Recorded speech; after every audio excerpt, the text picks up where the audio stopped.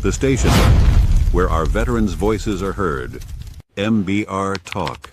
Hey folks, thanks for tuning in. You're giving veterans a voice today. Powered by WorkSimple, where we simplify your mission. Find us on the web at mbradio.us. Lock in every Tuesday, 8 p.m. Eastern, for Tracer Rounds targeting veteran resources. You wonder why life feels like chaos, like tracer rounds flying all around you? That's why I created the Tracer Rounds podcast. Every Tuesday at 8 p.m. Eastern, I help cut through the noise and point veterans to those resources they need. Since 2023, join me. To hear interviews with veteran artists, veteran business owners, and businesses that support veterans. Catch us on Roku, Amazon Fire TV, and MB Radio. If you miss a show, you can listen again on Wreaths Across America Radio every Wednesday at 3 p.m. Eastern. Tune in to see if you are on target. MBR, giving veterans a voice.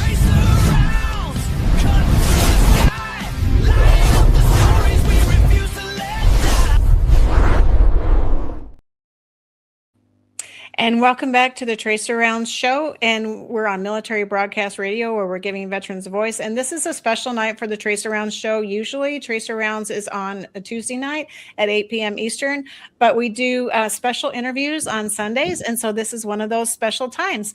And so tonight we are welcoming veteran author Graham Paul Roberts, and he actually likes to go by Paul, so I'm going to be referring to him as Paul. So if you hear me say Paul and not Graham, that's why. Welcome, Paul. How are you? Good evening. How are you? Good, good. So tell us where you're coming from tonight. So I'm coming from, and it's lovely to say this, but a sunny Wales in the UK. Wales, that's awesome that we're able to connect. And you reached out initially to the platform and kind of told us your story and told us you were writing a book. And so we were really interested in hearing your story because service is service, no matter what country or uniform you're wearing. Service to the nation, whatever nation or country you're serving, is all the same, in my opinion. You write a blank check and you say, I will serve, I will do my duty, whatever I'm assigned to do. And so service translates across all the different countries and continents as far as I'm concerned. Yes, Mom, you're right. Yeah, 100%. So you were here on the show. I had to look back because I thought it was just recently, but it actually was April the 7th.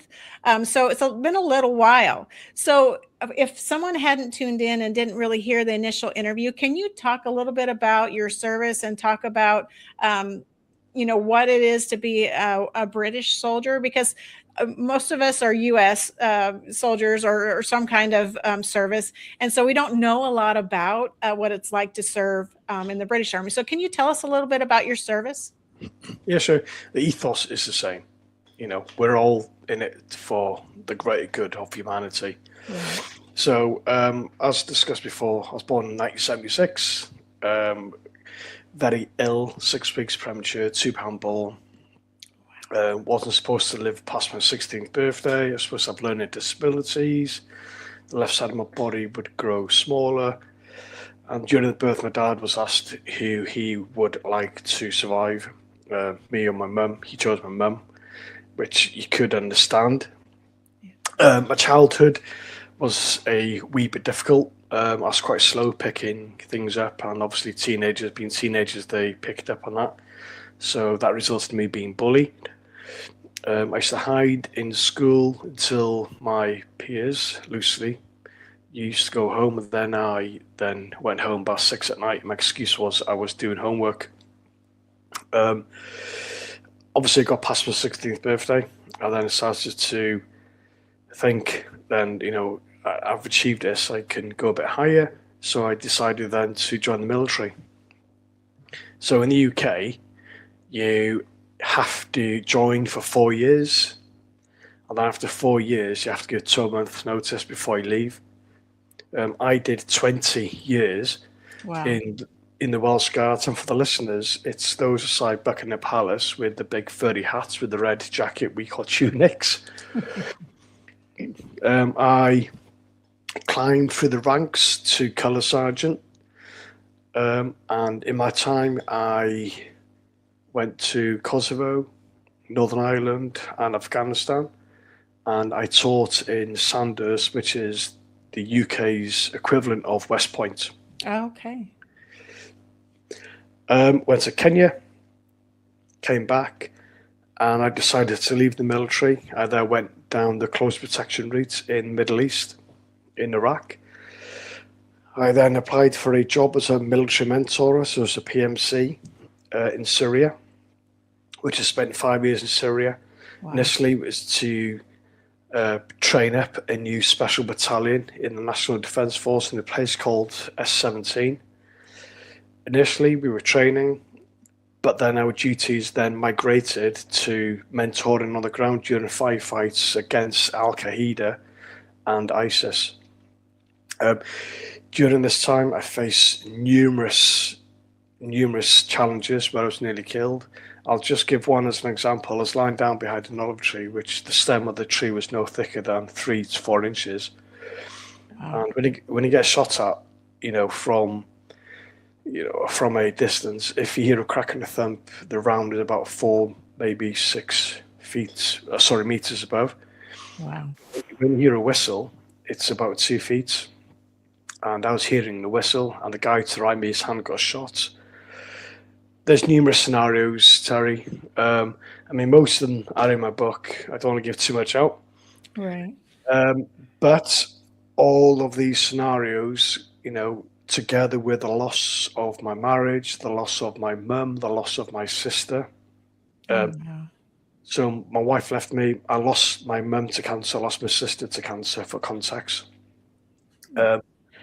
I could not take it anymore. I then started to see a face in every corner of every room.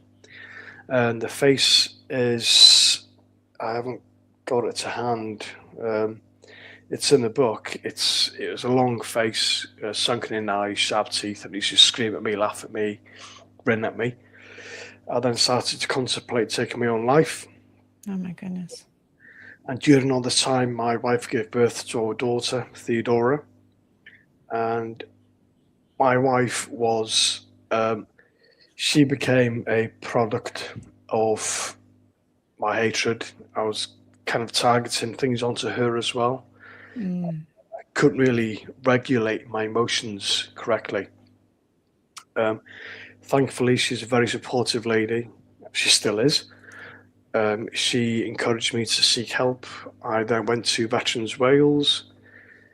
They give me the tools. Me being a typical man, I thought, sorted, 2 sessions, I'll be okay. Right. But my symptoms got worse. I started to see things, started to hear things. I've seen ghosts. I was just in a no-win situation. So I went back to the lady called Karen, my therapist in Veterans Wales. I explained everything truthfully. She then passed me over to a clinical psychologist, a doctor in the National Health Service in the UK. And he then diagnosed me with complex PTSD. Hearing those words, I felt quite weak. But I felt relieved as well. Because Right. I knew there was something wrong with me. He then wanted to put me on medication. He wrote this script out. So in the UK, when you got given medication from a doctor, they write out a slip.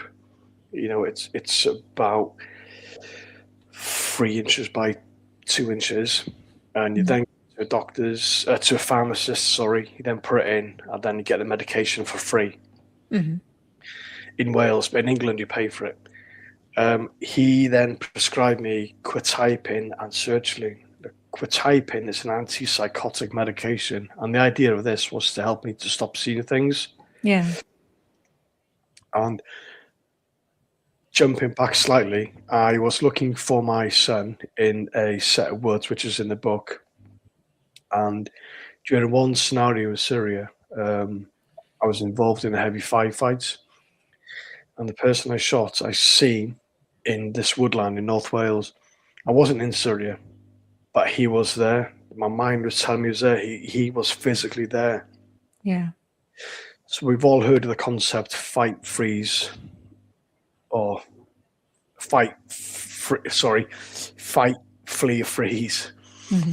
I froze, I couldn't do anything. So with the knowledge of that, quetiapine, the job of that was to help me to stop seeing things. Yeah. The sertraline is an antidepressant. I didn't want to take him initially. I was quite reluctant. Me being a typical man, I thought, no, I'm not going to be beaten. I'm not doing that. However, I was getting worse and worse and worse and worse to the point I was going to lose my marriage again. Yeah. So I then decided, maybe. But amongst this time, me and my wife had a disagreement. I got arrested. I spent the night in the cells, and I thought, no, I'm not doing this. This is not the life for me. So I decided to go home. Spoke to my mother-in-law and father-in-law. Then started to take the medication. And it actually started to work. So medication worked. You know, I used the skills that I was taught. For example, one of the skills was we've all, you know, got trauma of some sort. You know, it don't have to be in the military. You know, it could be a firefighter, police service person. Instead of revisiting the scenario, what I actually did, and it really worked, was to watch me doing that scenario from a comfy chair away. You know, and to make it more vivid, I had Coca-Cola and popcorn. Mm-hmm. So that helped me emotionally disengage from the scenario, which worked. And another thing that helped me was to put stuff down on paper.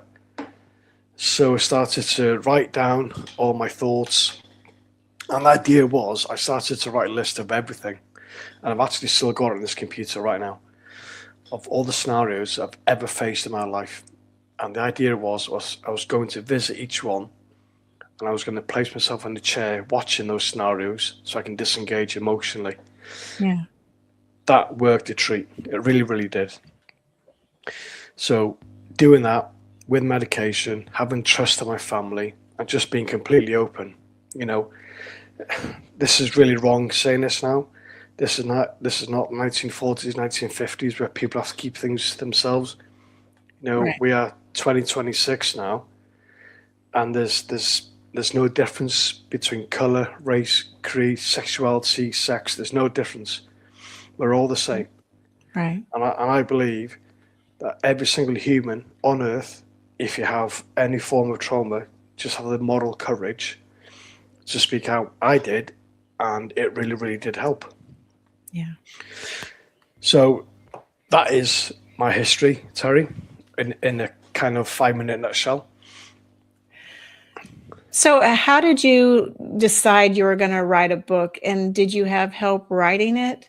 Or did your therapist that you were seeing, did they recommend that you start writing things down to kind of walk through those scenarios and kind of get your brain wrapped around what actually happened? And then that's some kind of therapy or cathartic type process where you just work through what you've been involved with military wise and in your life in general, because you mentioned that you were bullied and that you had, a struggle all coming up outside the military. And then in the military, you faced a lot of very dangerous situations and you put yourself in harm's way multiple times. And that does, and you faced adversity, with the enemy and whatnot in those various situations. So was that helpful? And is that what they suggested to help walk you through that besides the medication, obviously? Sorry, they did. But I mean, even when I was in my late 20s, I knew I had a different childhood. So I had the foundations of creating a unique story. Yeah. And the further into life I progressed, that story became more powerful. And my latter part, my recent years, that story became even more powerful. So when I was advised to write things down on paper, I did agree, and it resonated with my life, because it wasn't just me just writing random stuff on paper. It was me writing real, informative, knowledgeable, truthful scenarios on paper. So had you written before, or was this the first time you'd really started something like this? Either just writing about the scenarios, or like were you trying to write a book, or were you just writing things down and then you decided at some point that this needs to be a book. This needs to be something that I can give to others that are struggling with mental health, with PTSD. How did that work out for you? So it started. I always knew that I had a unique story, a unique life, Right. a bit different. It started about 4 years ago when I was writing down all my traumatic experiences in life on paper, on this desk, on an A4 piece of paper with a black pen. I was writing down like bullet points. Mm-hmm.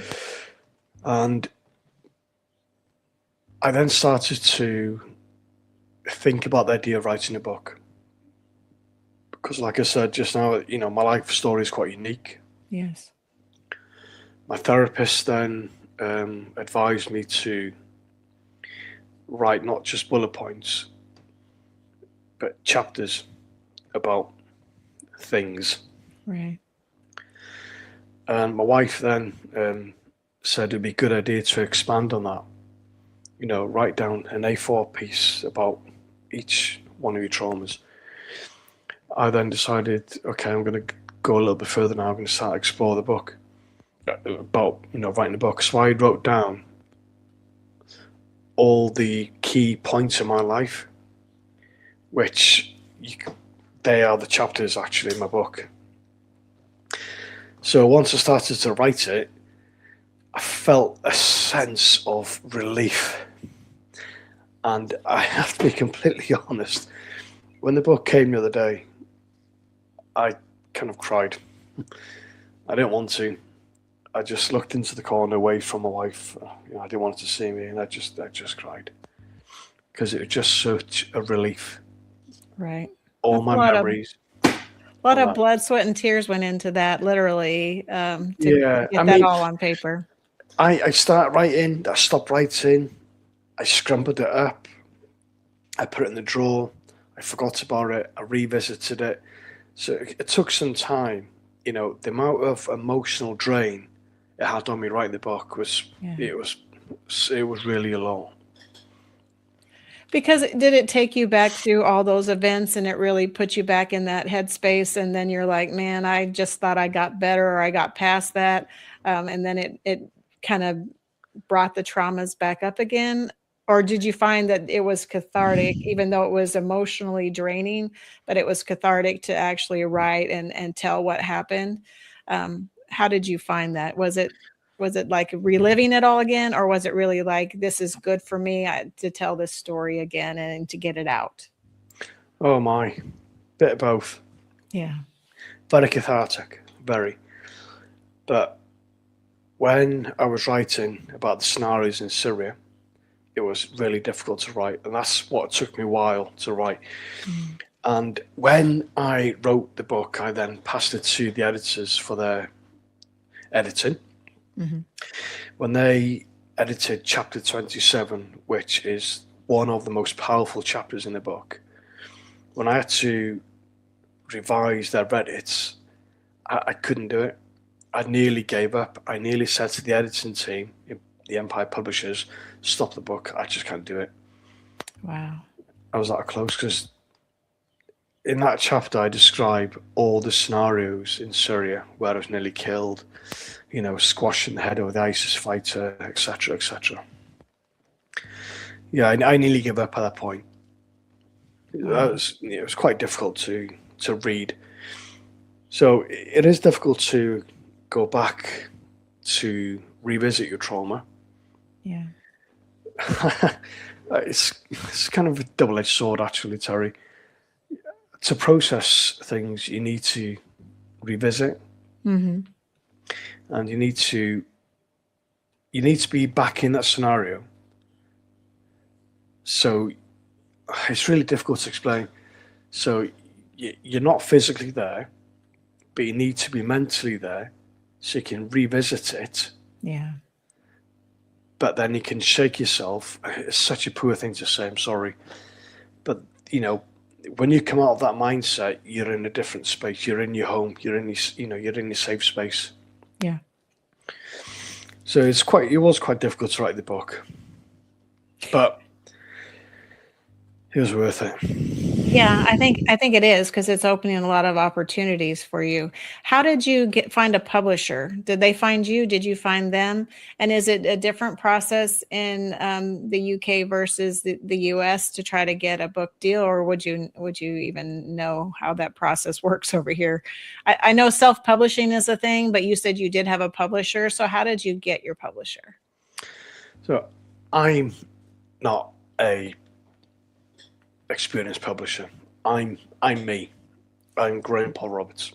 Okay. I Googled, who's going to be the best publishers, and I chose 3 publishers. I sent my manuscript to all 3.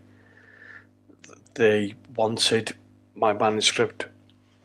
If I say obviously, that sounds quite arrogant, but they wanted me to stay with them, so they're offering me different things. So I decided to stay with the Empire Publishers. Nice. They're UK and American. So the lady who was my project manager, her office is in New York. Oh, okay. So I decided to stay with them. So yeah, I wrote the book. Every single word in this book is my word, is my writing. Mm-hmm. And they edited it. They made sure it read well. It's in the right fonts, right size, etc. Right. So you wrote the book, and you wrote it for what audience? Who are you marketing this book to, and who would be the best to take advantage of the words that are written there? I mean, it's a powerful story from any perspective, but I know that you have a particular goal in mind, or you're trying really to help those that may not be aware that they're struggling with PTSD and other traumas. And so is this book to help those and really get those people to understand that it's okay not to be okay sometimes, that it's okay to ask for help, and it's okay to understand that you're dealing with things, and it doesn't make you less of a person, or it doesn't change who you are, but it does let you know that there is help and there is hope. And I'm hopeful that that's kind of where you're going with this journey. Yeah, Terry. This is not a book about war. War's part of it. This is a absolute, truthful, human story. And the idea is I want this book to go global, because it doesn't matter your color, your creed, it doesn't matter your nationality, I dare say language. We are all the same. Every single human is exactly the same. We've all had trauma, and I want the readers to read it and to resonate. I want it to resonate with the readers. It's not about being military. It's about being a civilian. It's about being a farmer. Mm-hmm. It's about being a policeman. It's about being a firefighter, paramedic. We've all had trauma. And there is the good old saying, we've all got a book in our life that we need to write. That's probably true. Yeah.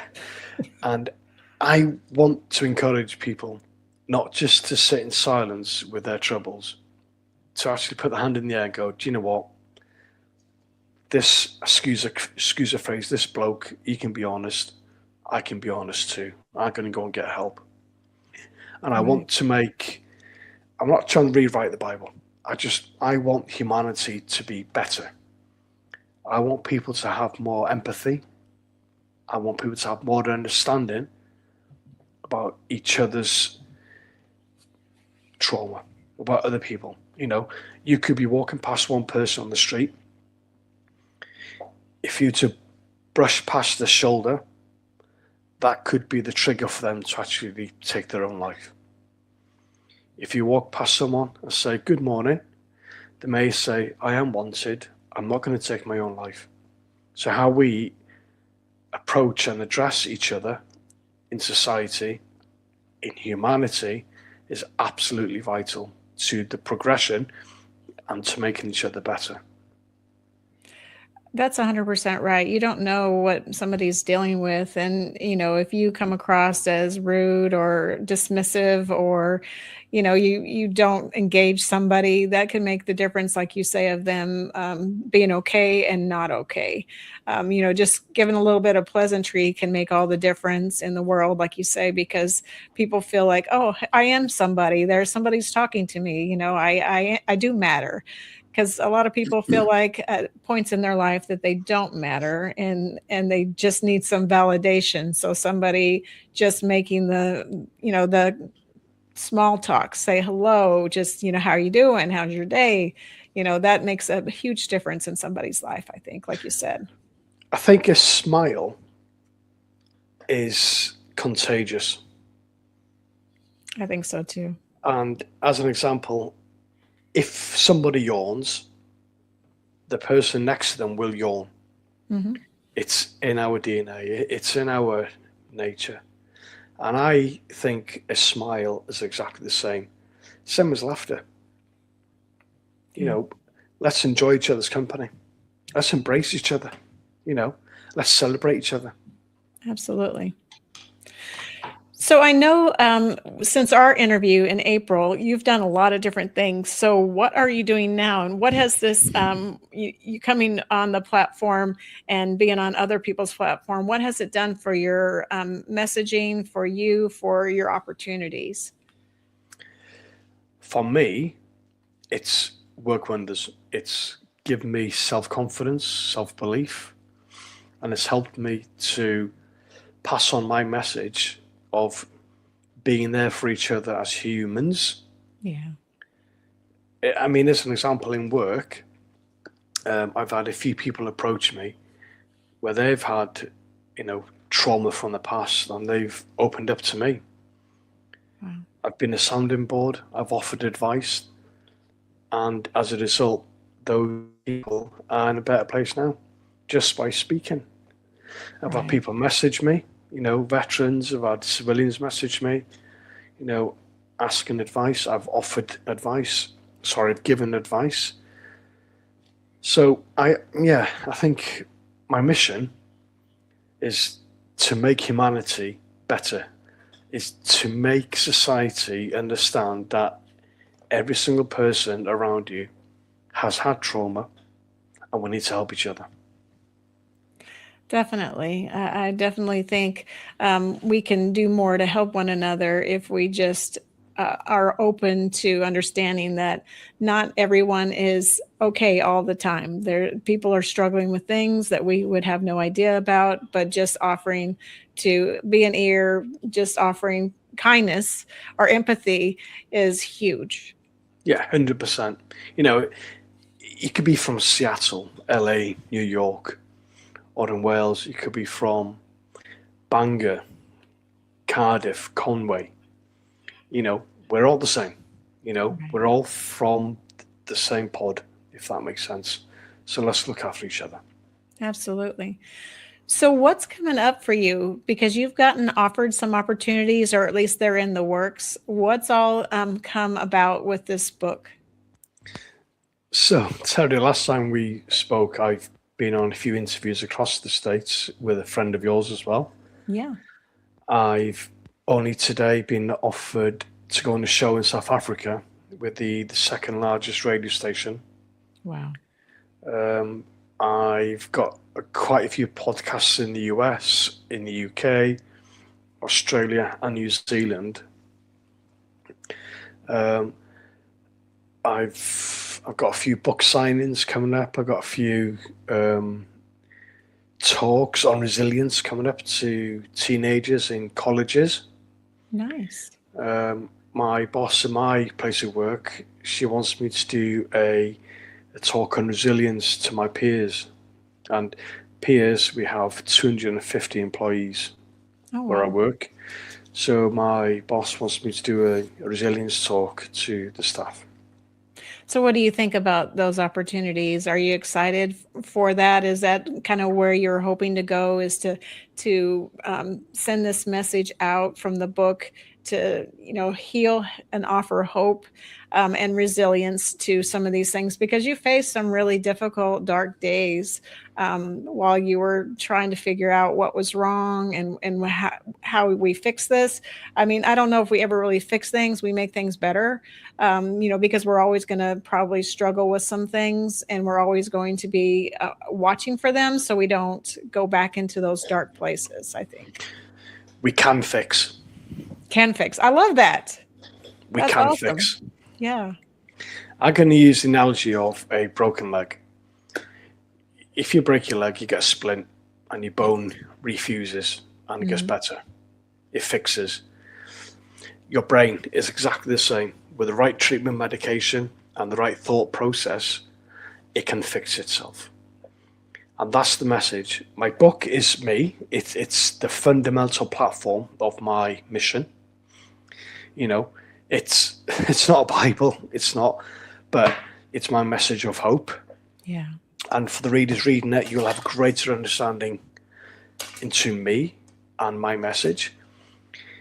But when I speak to people, I want to inform that we as humanity, as a society, we're all there for each other. We all should be helping each other and encouraging each other to get better. So I'm trying to think how to say this, but do you read the book at times and then try to walk yourself back through some of these scenarios if you get into a dark place to understand where you came from? Or how do you deal with something that comes up? I know you said the brain fixes itself, and I love that, and I'm hopeful that things stay good for you and for others that are struggling with certain traumas. But if you start to find yourself going down into a dark place, what are your tools to work through that? Is it reading back through your stories? Is it some kind of meditation of some kind? Is it talking it out with someone? What's your go-to for something like that? So my personal go-to is I'll sit down on my own in the garden.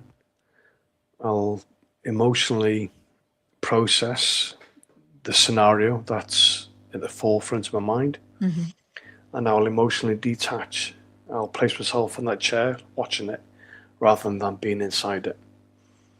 When I'm reading my book, I have read it a couple of times since about it, as in a physical form. Yeah. I'm reading the scenarios. They're really raw. They are really intense. And I then remind myself, that's on paper now. It's not you. It was your history. It's not your future. It doesn't have to define you. Right. Your future defines you. Your past doesn't. It's molded you.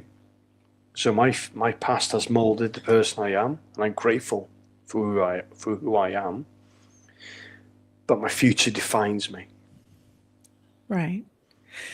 So if you were to give yourself a piece of advice, knowing what you've been through, what would you tell a younger self now that knowing, having the foresight of everything that you've been through and the book and all that, what would you tell a younger you about the future? Wow. I suppose if visiting, what a question. I'm sorry. That's okay. I suppose don't be emotionally drained to a specific scenario. Don't be too emotionally engaged with a traumatic experience. Would you tell yourself too that, I'm stronger than I thought I was, and I'm more resilient than I thought I was, and I can move past these traumatic events or these traumatic experiences, and I'm a better person because of it, because I've shown my mettle, how, what I'm made of has really resonated across all these experiences, and you're sitting here today to give others that help and that hope. Yeah. I think things are sent to test us. Yeah. And God only tests the best, I think. I love that. Well, I believe so. Mm-hmm. I believe so. Yeah, we just don't know what we're capable of dealing with until we've had to, until we're made to deal with something. You know, we hear other people's stories and we're like, oh, yeah, that's really tough. And then we face some of these things on our own and we're like, wow, that was really tough, but I am stronger and I am more resilient than this event. You know, that God has put this protection around me, and I struggled, but I got back up and I put my feet in front of me again and kept going. And I think that's the message: is you struggled, but you got back up, you put your feet in front of you, and then now you're here trying to help others who may be struggling still and have not found their footing and haven't really embraced either a medical solution, by meds and things that would be helpful in their specific situation, or in really therapy like writing or like doing something that really helps to work through whatever traumas or experience. Yeah, I mean, go back to what I said about, I think God selects who can be tested. Yeah, sorry. Sorry. No. I mean, not everyone, goes through the same, Right. extreme situations in life. But thankfully for me, I'm here. Sorry, you threw me off. Sorry, I apologize. I'm sorry. I didn't mean to. So MJ, she's one of our hosts on the World of Conscious Positive Thinking on Mondays at 9 Eastern. And she said, we are stronger than we think. And, I agree with that. Sometimes we don't know what we can go through until we've had to face it. We just don't know how much we can bear. So she says, it is hard. It's okay not to talk when you're not ready. So yeah, I agree. If you need a minute to think or reflect, and if you just need to take a pause, then that's just completely fine. Yeah, exactly. I said earlier about people need to talk. I don't think we should press scan people to talk. Right. As long as you say to somebody, and it's just a tap on the shoulder, I'm here if you ever want to talk. And, the ownership is on the person. However, that other person is watching them to make sure that they are okay. Yeah. And I think, family members and close friends, and dare I say peers in work, colleagues, they got a moral obligation to make sure that everyone's okay. We're all, again, echoing what I said earlier, we've all got this moral obligation to make sure that we are all okay. I think so too. I think we do need to watch out for one another, and especially our brothers and sisters in arms, because we all think we're tough and resilient and we're above all this trauma and drama and we're going to be just fine. It's like you were saying earlier, I don't need those medicines. I'm good. I don't, I'm okay. I'm going to be fine. But then we find out, it's okay to need some help, and it's okay to not be okay, and to talk through things and find things that work for us, some therapies and some other things. I mean, we just have to look out for one another, and we have to let each other know it's okay not to be okay, and like you said, just to lend an ear if somebody needs it, just to offer that, and even if they don't take you up on it. But you looking out for them and just saying, I'm here if you ever need me, just let me know, I've struggled too, and I can tell you what I've been through. Yeah. And I think I'll speak for US service personnel as well. Mm-hmm. You're trained to not show your weakness. Right. And I just think that mentality floods into civilian life, unfortunately. But I think the biggest moral test is having the courage to say, do you know what? I'm not good. I need help.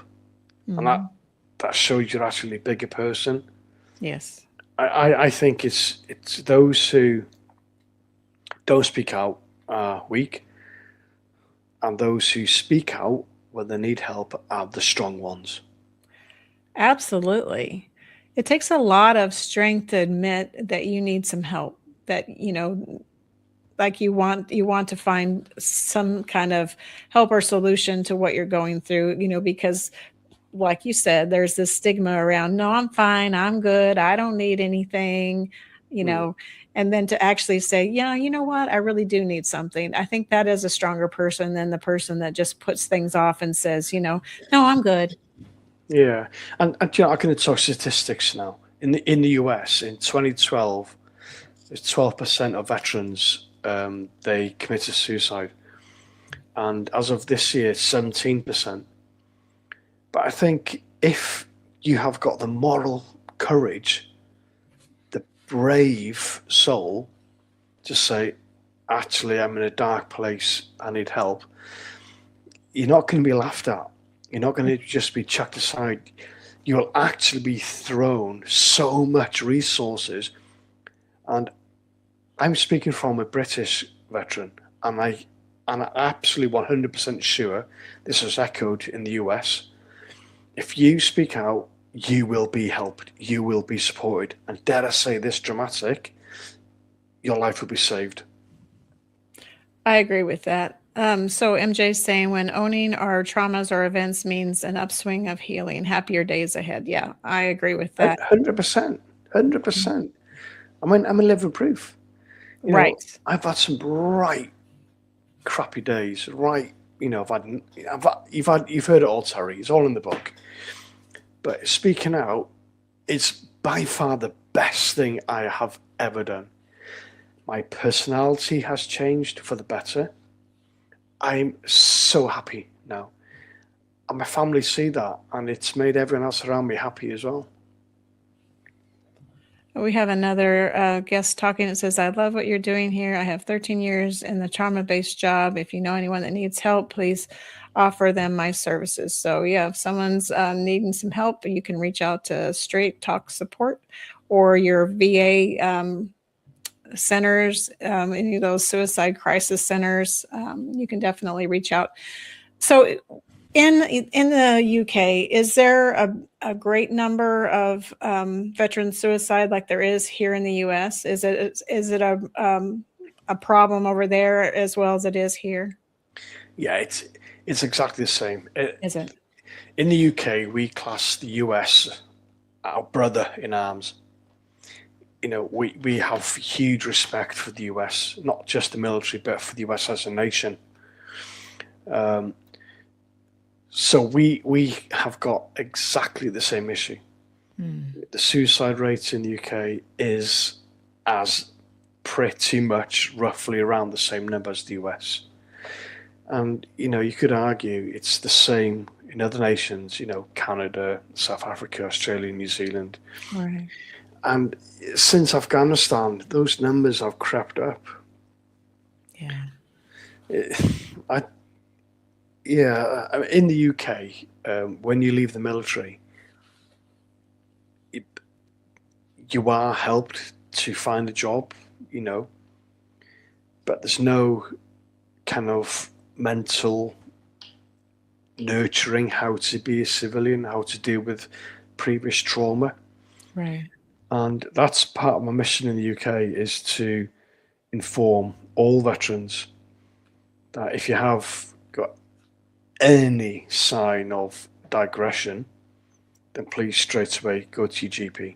Because the doctor, so in the UK, if you've got any concerns, you go to your doctor first, then your doctor then signposts you to therapy, etc., etc. That's what I did. I went to my GP first, my general practitioner.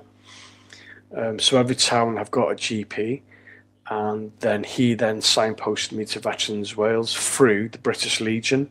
So in terms of the US, it'd be the VA, and then they gave me the treatment I needed. So do they offer free support and free help for veterans in the UK? Yes, Mom. Yes, they do. Okay. I wasn't sure how it worked. I would guess that it works similarly to what we have. I mean, veterans here can tap into the VA and ask for help and ask for support. And there's some outside agencies that offer support as well. So it sounds Yeah. like a lot the same process for getting assistance. Do you know what we've actually started to do over the last couple of years in the UK? Every city, town, and village in the UK have got an armed forces breakfast club. Oh, wow. Where every veteran in that village, town, or city, they meet up and they talk. I love that. Yeah, so it's quite good actually. So, in terms of being a veteran in the UK, are you looked on with favor, or because I know at one time here in the US, veterans and military members weren't in the highest favor. I mean, now is different. But for you, are you looked at with high regard, or is it, what is it like being a veteran, I guess, in the UK versus what we experience here right now, where everything is good for veterans and people look on us favorably? I'm wondering what that experience is like for you as well. I mean, it sounds like it's good because they're offering this breakfast, which does help, I think, getting to talk to folks. Now that, Terry, is a question. I wish, I can spend a few minutes on this. I wish the UK had the same mentality as the US. The US, when a veteran walks into a shop, and if that person knows they're a veteran, they say, "Thank you for your service." True, yes. In the UK, that doesn't happen. Really? Yeah, it's a society in the UK will not like me for saying this. I think there is a barrier. People in the UK don't want to ask a veteran questions because they don't want to know the truth. I think it's, for the US perspective, I think it's a bit like Vietnam. Yeah, that was a bad time for veterans here in the US for sure. Yeah, so that's what we are going for at the minute. So Straight Talk says, glad to hear the UK has services to offer. Every veteran around the world deserves the same chance. Absolutely. 100% agree with that. A veteran is a veteran, just like we talked about, just because it's a different color uniform, different flag on it, different nomenclature on it. It's, service is service.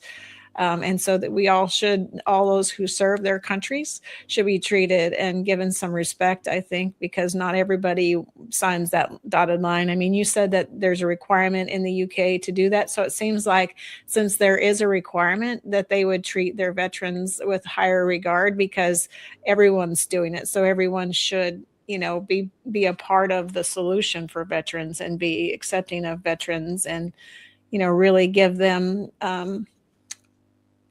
the credit they deserve, I think. I guess that's a good word. Maybe it's not the right word, but, really understand their service and really understand the sacrifice that goes along with service. I think, yeah, and slightly digressing a bit, sorry. Someone joins the military because they want structure, they want a career, they want a job. And you could be fortunate to do peacekeeping missions, but you could be unfortunate to do real kinetic operations such as Afghanistan, Syria, Iraq. Right. Yeah. I think society needs to have a greater understanding of what that person, that mind has gone through.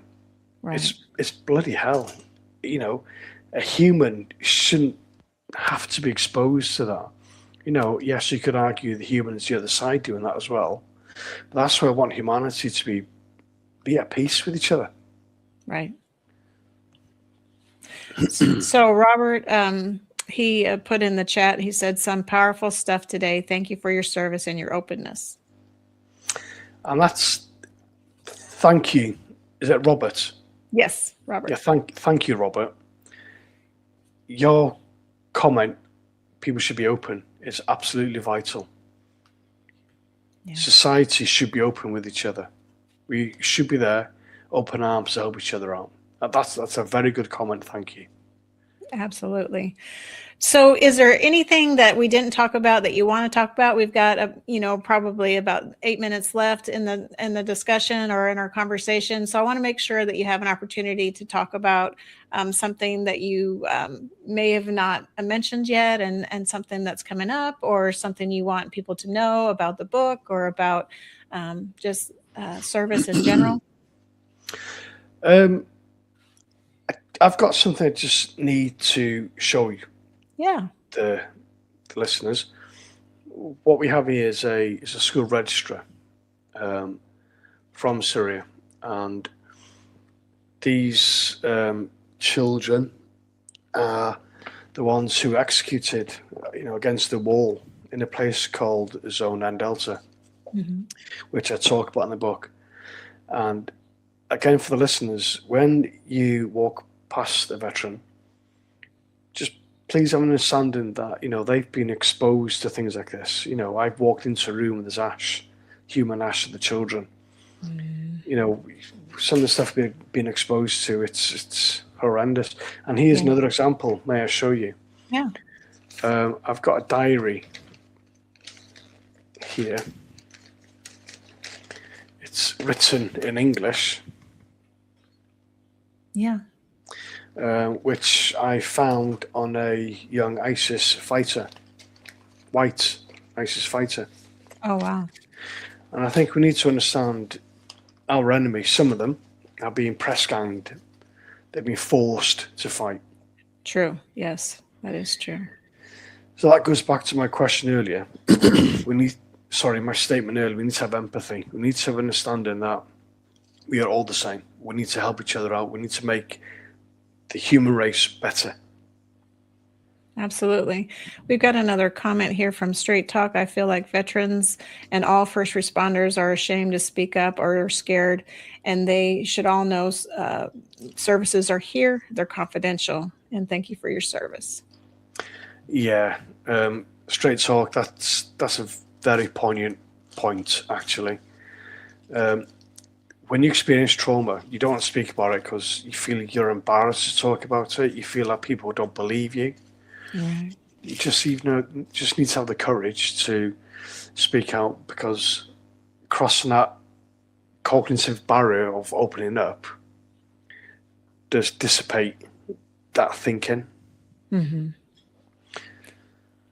Yeah, it's really tough to start talking about things and then to share them. But then once you do, you find that it really helped for you to put it out into into time and space and really acknowledge it, so you can deal with it. Because keeping it in your head, it's like, well, maybe I'm not going to be believed, or maybe it's in my head, or people aren't going to understand. And maybe they still don't understand, even though you tell them what's going on. But at least that they are there to support and can help, even if they don't truly understand what you've been through. Yeah. And Terry, sorry. Got another comment. We need to find a way to reach those feelings to first responders and veterans and reassure help changes their lives. Yep. Yeah, 100%. Terry, and there's one thing I haven't really told you since the last time you spoke. Yeah.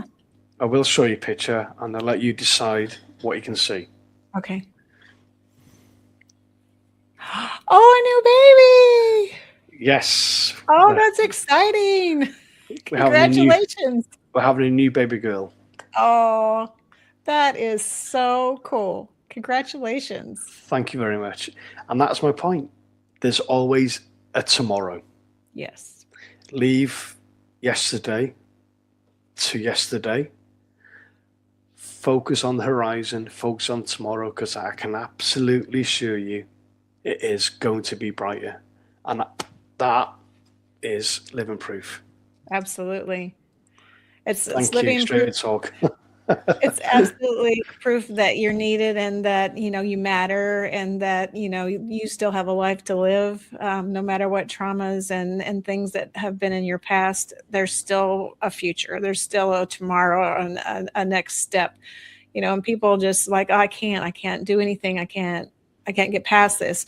Well, any progress forward is progress forward. So any steps you make towards getting better or towards dealing with whatever situation, it's progress. So even if it's small increments, it's still progress to something better.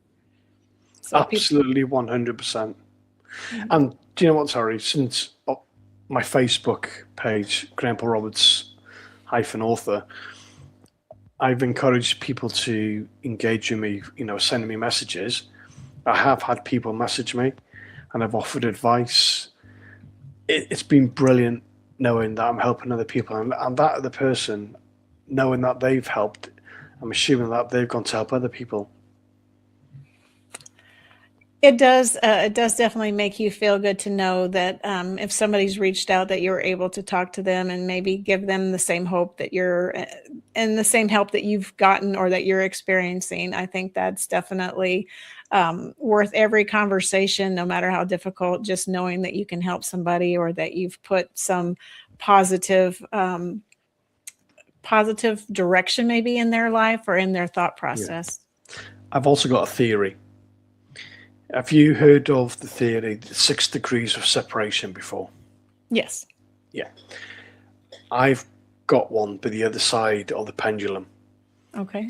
If I was to tell somebody that you're doing a great job, well done, thank you, that person will tell another person, that person will tell another person, etc., etc., etc.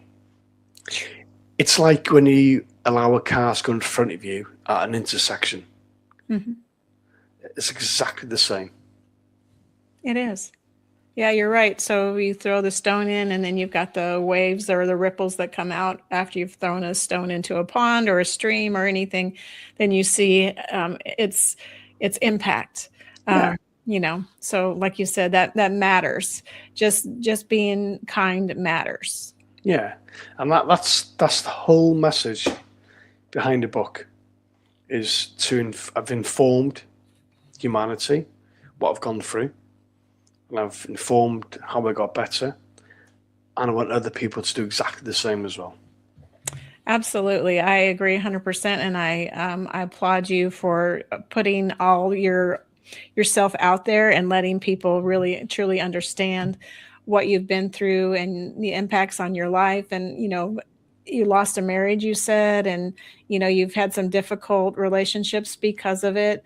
But you've learned how to cope and how to deal. And part of the dealing is writing this book and then talking to people about your experience. That's really helped, I think, in your healing process. And I think it'll help others. Yeah. Awesome.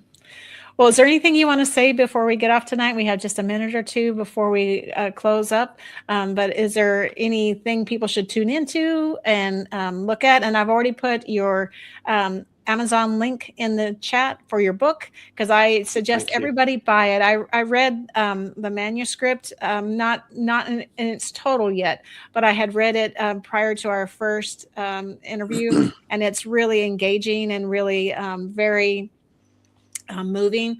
And so I can't wait to actually get the book in my hand. It should be here next week. Thank you. There's 2 things. Please buy my book. It's a real human story, and it does give light to human success of how we can get better. And secondly, please follow my Facebook page, Graham Paul Roberts Author. I absolutely engage with everyone. I answer every question. Yeah, thank you. Awesome. I did put that in the chat too, so people can find you on Facebook and they can find your book on Amazon. So thank you so much for the conversation tonight. I appreciate you coming back on. I appreciate you sharing all your stories and your exciting news about the new little one to come. So when's the baby due? October the 28th. Oh, it's coming up. Yeah. It's not that long. That's awesome. But we don't know names yet. Oh. I like 3 names, but it's up to my wife. Right. Yeah. Those are always interesting conversations about naming children and who agrees with what name. Yeah. Well, we're having to get off, but I really do appreciate the conversation, and we look forward to hearing more from you. Thank you, Terry. Thank you. This is Tracer Round signing off. Hi, I'm Beaker with Military Broadcast Radio TV. We're your virtual MWR, bringing veterans radio, podcasts, gaming, animation, 3D printing, and a community that never leaves you behind. Download our Roku or mobile app today.